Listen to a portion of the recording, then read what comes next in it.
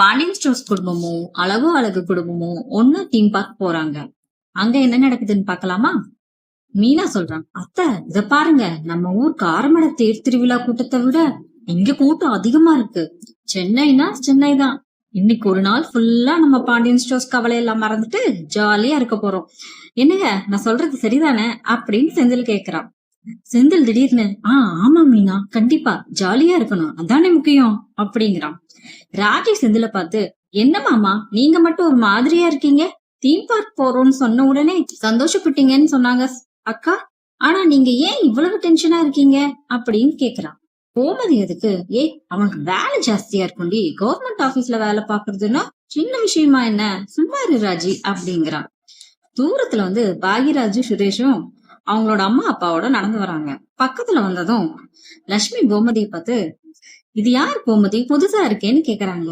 கோமதி இதுக்கு, அக்கா பாருங்க, இதுதான் என்னோட பையன், ரெண்டாவது பையன் செந்தில், மீனாவோட புருஷன் அப்படின்னு இன்ட்ரடியூஸ் பண்றாங்க. அப்படியா கோமதி, அதான் உன் மகனா, ஆனா ஏன் அவன் முகம் சரியில்லையே, என்னாச்சு அப்படின்னு கேக்குறாங்க. கோமதி அது சிரிச்சுட்டே, இல்லக்கா அப்படியெல்லாம் ஒண்ணும் இல்லக்கா, அவன் சாதாரணமா தான் இருக்கான் அப்படிங்கிறாங்க. பாகிராஜ் சொல்றான், என்ன செந்தில் எப்படி இருக்கீங்க, உங்க அம்மா சொன்னாங்க நீங்க கவர்மெண்ட் ஆபீஸ்ல வேலை பாக்குறதா, வேலையெல்லாம் நல்லா போகுதான்னு கேக்குறான். சுரேஷும் அவனோட பங்குக்கு, செந்தில் நீங்க இப்ப ஒரு முக்கிய அதிகாரியாமா, எவ்வளவு கம்பீரமா இருக்கீங்க, ஆமா எதுக்கு இந்த கேமரா பை இவ்வளவு பெருசா இருக்கு, என்ன மாடல் கேமரா வச்சிருக்கீங்க அப்படின்னு கேக்குறான்.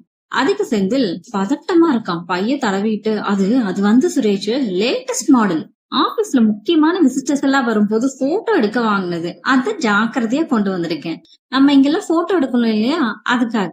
மீனா ராஜி கிட்ட, ராஜி அங்க பாரு, இந்த ராட்சச சக்கரம் மேலே போகும்போது சென்னை மொத்தமும் தெரியுமா, நம்ம 2 பேரும் முதல்ல அதுல தாண்டி ஏறணும் அப்படிங்கிறா. கண்டிப்பா அக்கா, ஆனா செந்தில் மாமா நம்ம கூட வருவாரான்னு தெரியலையே, அவர் ஏன் அந்த பையே தூக்கிட்டு எங்கேயோ போயிட்டு இருக்காரு அப்படின்னு கேக்குறா. அதுக்கு எல்லாரும் ஒரு நிழலான இடத்துல பார்த்து உட்கார்றாங்க. சுரேஷ் வாட்டர் பாட்டில் வாங்க போறான். இந்த நேரத்தை பயன்படுத்தி செந்தில் கொஞ்சம் கொஞ்சமா எங்கேயோ போறான், யாருக்குமே தெரியாம. மீனா நீ அம்மாவையும் ராஜியும் பாத்துக்கோ, எனக்கு ஒரு முக்கியமான கால் வருது, ஒரு 5 நிமிஷத்துல வந்துடுறேன்னு போறான். செந்தில் வேகமா ஒரு ஐஸ்கிரீம் பார்லர் பக்கம் போறான்.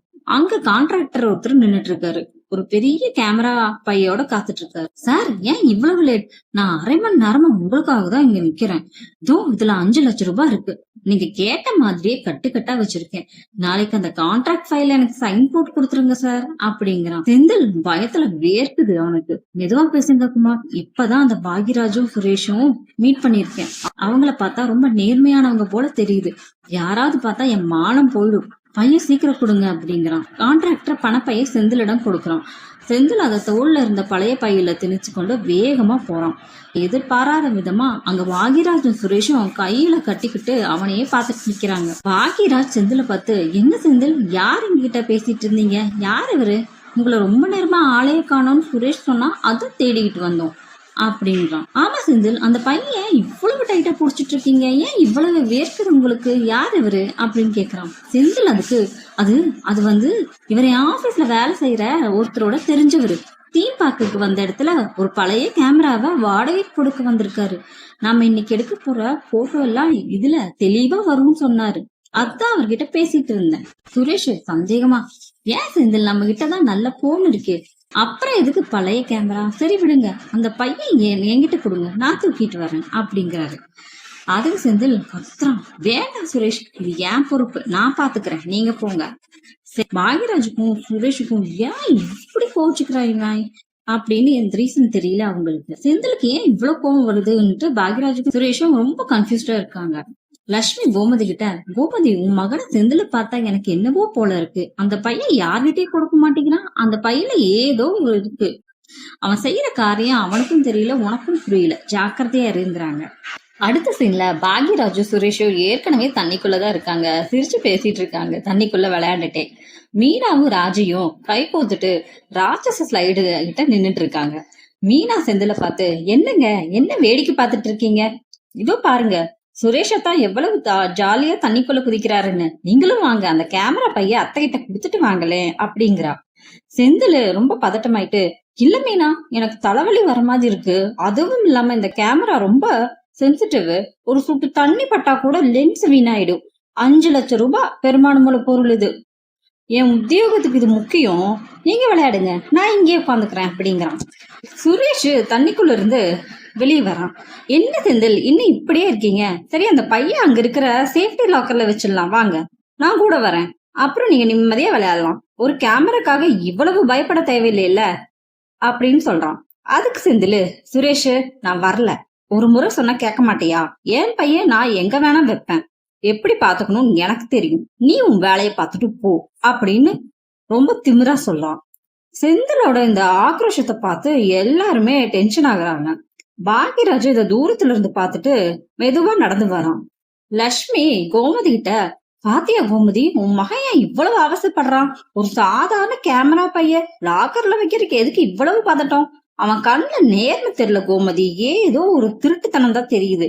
அவன் அந்த பையன் தண்ணியில இருந்து காப்பாத்தல, ஏதோ ஒரு கரைய மறைக்க போராடுறான் அப்படிங்கிறா.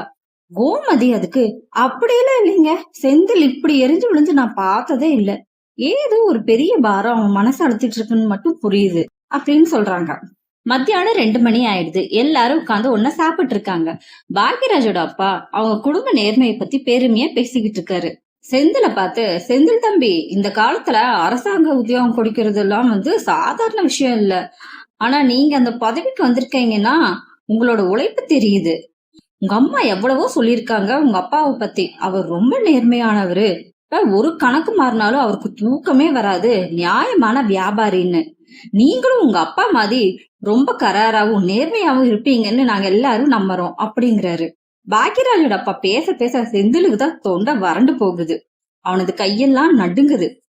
அப்ப தற்செயலா அந்த பக்கம் ஒரு குழந்தை ஓடி வருது. ஒரு குழந்தை ஓடி வந்து செந்திலோட சேர மோதிடுது. அதுல அவன் மடியில இருந்த பைய கீழே விழுந்துருது, கொஞ்சம் திறந்துடுது. ராஜு பாக்குறா, ஐயோ மாமா, பை கீழே விழுந்துருச்சு, இருங்க நான் எடுக்கிறேன்னு எடுக்கிறா.